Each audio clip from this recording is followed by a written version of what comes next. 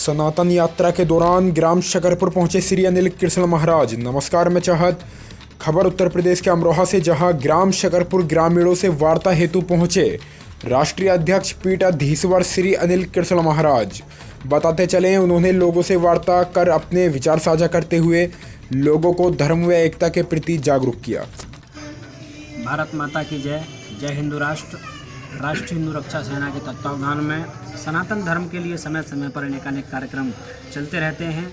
अभी वर्तमान में जो कार्यक्रम चल रहा है हिंदू राष्ट्र स्थापना के लिए सनातन यात्रा। सनातन यात्रा का विषय है कि सनातनी हिंदू भाई बहन जो हैं, जो जाग चुके हैं, उनमें हुंकार भरने के लिए, उनको प्रेरणा देने के लिए सनातन राष्ट्रीय हिंदू रक्षा सेना लेकर के चल रही है।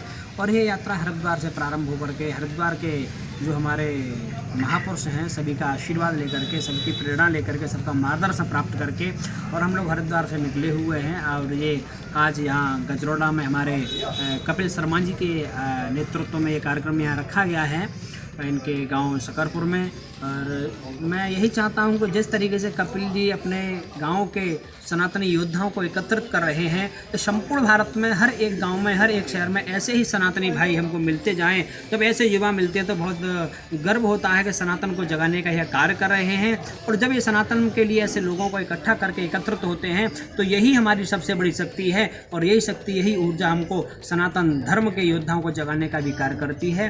अभी इसी क्रम में हम लोग अपने हिंदू राष्ट्र स्थापना के लिए, क्योंकि बहुत जल्दी हमारा हिंदू राष्ट्र घोषित होने वाला है। सनातन यात्रा जिस तरीके से आज प्रारंभ हुई है हरिद्वार से, और यह प्रयागराज में जाकर के इसका विश्राम रहेगा।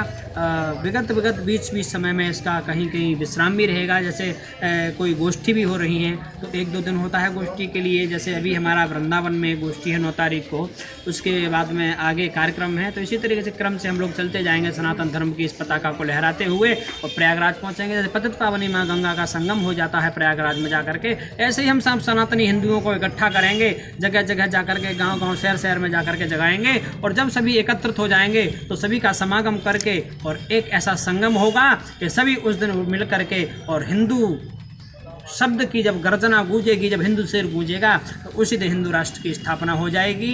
इसी शब्दों के साथ वाणी पूरा। भारत माता की जय। राष्ट्रीय हिंदू रक्षा सेना हिंदू राष्ट्र की मांग करते हुए आज हम लोगों ने अपनी सनातन संकल्प यात्रा हरिद्वार से प्रारंभ की है। राष्ट्रीय अध्यक्ष श्रद्धेय अनिल कृष्ण महाराज जी व्यथित है। आज जो विश्व में घटनाएं घटित हो रही हैं, तो उन घटनाओं के परिणाम को देखते हुए भारत में सनातन धर्म संकट में है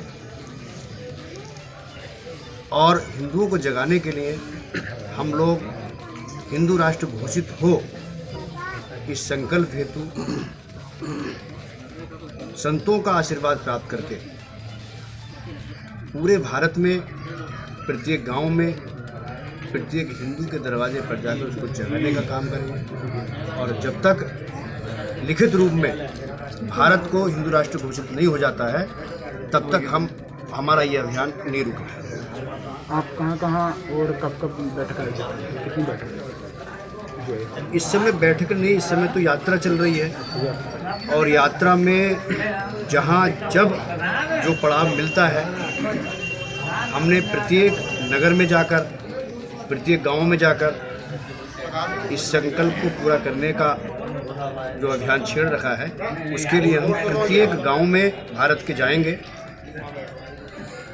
शुरुआत हमने हरिद्वार से की है और समापन प्रयागराज में।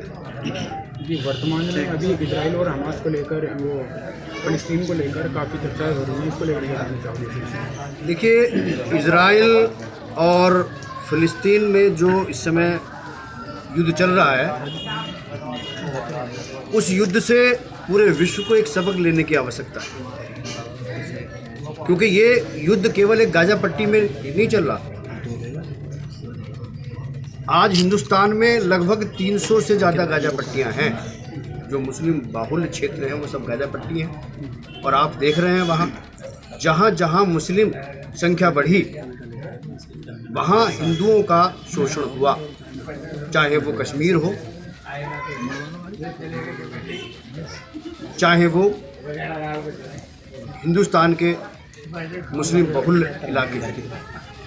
तो हमें इस युद्ध से कुछ सीखने की आवश्यकता है, अन्यथा की स्थिति में भारत के उन तमाम लोगों को जो अपनी सफलता राजनीतिक स्वार्थ के लिए अपने हितों से देश के साथ गद्दारी कर रहे हैं, कल भारत में भी अनेकों गाजा पट्टी पर युद्ध होना निश्चित है।